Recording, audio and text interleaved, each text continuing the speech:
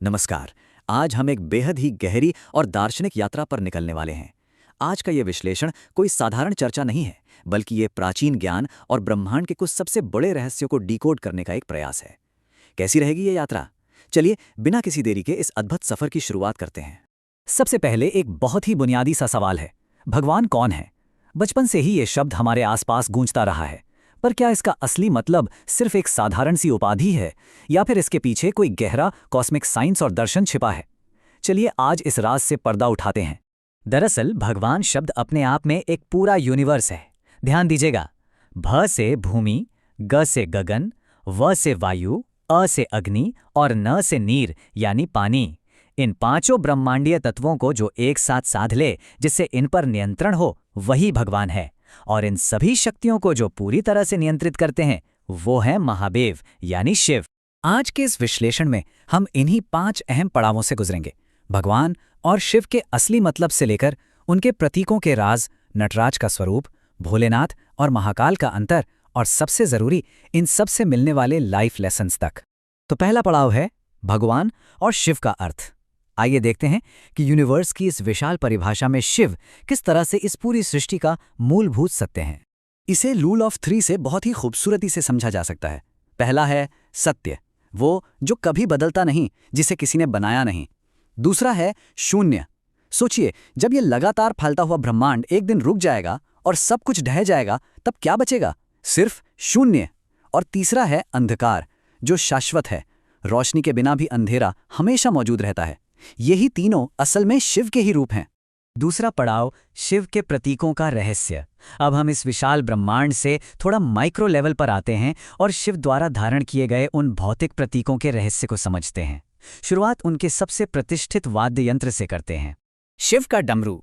अगर ध्यान से देखा जाए तो डमरू का आकार केवल एक बजाने वाले यंत्र का डिजाइन नहीं है। ये असल में समय के निरंतर और चक्रीय प्रवाह को दर्शाता है, सतयुग से लेकर कलयुग तक और फिर वापस सतयुग की तरफ एक नया चक्र। और कमाल की बात तो यह है कि अगर डमरू के आकार पर समय के इस चक्र को तेजी से ट्रेस किया जाए तो ये इन्फिनिटी यानी अनंत का सिंबल बन जाता है। ये ब्रह्मांडीय ऊर्जा के लगातार फैलने और सिकुड़ने की कभी ना खत्म होने वाली प्रक्रिया है ना? बिल्कुल माइंड ब्लोइंग। अब त्रिशूल को ही ले लीजिए। इसके 3 कांटे ब्रह्मा, विष्णु और महेश को दर्शाते हैं। पर यहाँ एक बहुत ही दिलचस्प तथ्य है। ब्रह्मा, जो निर्माण के देवता हैं, उनका पहला शब्द ओम था। और आज नासा ने भी ये रिकॉर्ड किया है कि हमारी गैलेक्सी की जो एक्चुअल साउंड है, वो भी वही ओम की ध्वनि है। विज्ञान और प्राचीन दर्शन का इससे बेहतर कनेक्शन शायद ही कहीं और मिले। तीसरा पड़ाव नटराज, निर्माण और विनाश। ये रूप पूरी दुनिया में मशहूर है, लेकिन इस कॉस्मिक डांस का असली मतलब क्या है? चलिए इस पैराडॉक्स को डीकोड करते हैं। नटराज की इन 4 भुजाओं के जटिल अर्थ को बहुत ही सटीक ढंग से समझा जा सकता है। एक हाथ में डमरू है जो नए निर्माण की लय है, दूसरे में अग्नि है जो विनाश की शक्ति है, तीसरा हाथ आशीर्वाद मुद्रा में है जो बुराई से बचाता है, और चौथा हाथ नीचे उठे हुए पैर की तरफ इशारा कर रहा है जो मोक्ष यानी अल्टीमेट सैल्वेशन का रास्ता दिखाता है।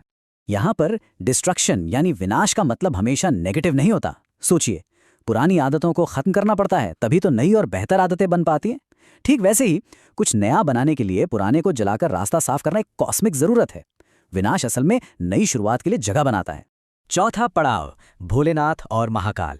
अब वक्त है शिव के व्यक्तित्व के 2 सबसे विपरीत रूपों को आमने सामने रखने का। एक तरफ उनका सबसे मासूम रूप है और दूसरी तरफ सबसे भयंकर। एक तरफ हैं भोलेनाथ, एकदम बच्चों जैसे मासूम, जो बहुत छोटी छोटी बातों पर आसानी से खुश हो जाते हैं। और ठीक इसके उलट दूसरी तरफ हैं महाकाल, जो समय और मृत्यु के सबसे भयंकर विजेता हैं। एक ही अस्तित्व में इतनी सरलता और इतनी प्रचंड ताकत का एक साथ होना ही उन्हें महादेव बनाता है। और यही बात ज्ञान और अज्ञानता पर भी लागू होती है।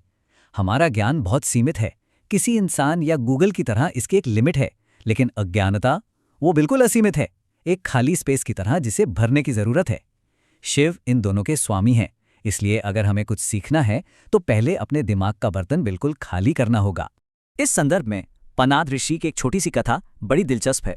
उन्हें लगता था कि ताजे फलों का रस ही इस दुनिया का सबसे शुद्ध रूप है, पर फिर उन्हें यह ज्ञान मिला कि हर जीवित चीज का अंतिम और सबसे शुद्ध रूप वास्तव में राख यानी भस्म है, क्योंकि अंततः सब कुछ जलकर शुद्ध राख ही हो जाता है।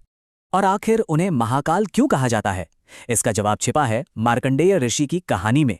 ये एक 16 साल के लड़के की इतनी शुद्ध भक्ति थी जिसने शिव को इस कदर विवश कर दिया कि उन्होंने स्वयं मृत्यु के देवता यमराज को हरा दिया और अपने भक्त को लंबी उम्र का वरदान दिया। यही कारण है कि उन्हें वक्त और नियति का परम स्वामी यानी महाकाल माना जाता है। पांचवां और आखिरी पड़ाव, शिव से जीवन के सबक। चलिए देखते हैं कि ये सारे रहस्यमय किस्से हमारी आज की रोजमर्रा की जिंदगी के लिए कितने प्रैक्टिकल बन जाते हैं। सबसे पहला लेसन है समानता का। शिव के इस कॉस्मिक पार्किंग लॉट में देखें, एक चूहा, सांप, मोर और शेर जो आमतौर पर एक दूसरे के स्वाभाविक दुश्मन होते हैं, यहाँ सब एक ही परिवार के रूप में शांति से साथ रहते हैं। यह सद्भाव और बैलेंस की सबसे सुंदर मिसाल है। दूसरा सबक मिलता है नीलकंठ नाम से, जो आत्मनियंत्रण सिखाता है। शिव ने जहर को ना तो निगला क्योंकि उससे उन्हें नुकसान होता और ना ही उगला क्योंकि उससे बाकियों को नुकसान होता। उन्होंने बस उसे गले में रोक लिया। हमारे गुस्से और कड़वे शब्दों के साथ भी हमें ठीक यही करना चाहिए, एकदम परफेक्ट एंगर मैनेजमेंट। और तीसरा बड़ा लेसन है बदलाव को अपनाना। शिव की जटाओं से बहती हुई गंगा यही बताती है कि शुद्ध रहने के लिए लगातार चलते रहना बहुत जरूरी है। रुका हुआ पानी सड़ जाता है, ठीक एक ठहरे हुए दिमाग की तरह। सिचुएशंस चाहे जैसी भी हों, खुद को उसके हिसाब से ढालना आना ही चाहिए। तो आखिर में ये बात पूरी तरह साफ हो जाती है कि हर चीज बदल रही है और ये बदलाव ही इस ब्रह्मांड का सबसे बड़ा और एकमात्र स्थिर सत्य है। और दरअसल वही स्थिर सत्य शिव हैं।